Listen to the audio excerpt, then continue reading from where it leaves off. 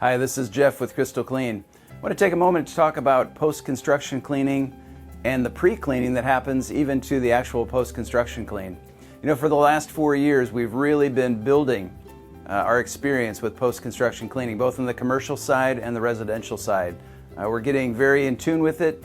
We have crews that are very well versed in it, and they've become really experts in the field.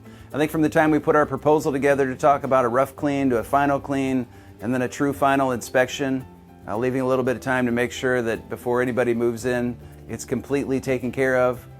We know how to go about taking care of a full post-construction clean. Another thing we've kind of discovered just by being on site, we get especially to some of the large commercial projects, is that typically they have temporary labor or day labor servicing just the daily picking up of the garbage and miscellaneous items that happen on a construction site.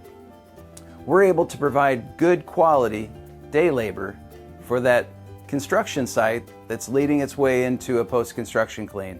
So if that happens to be your need, please let us know. We've had very favorable responses to our day labor, and that can be a very difficult thing to come across.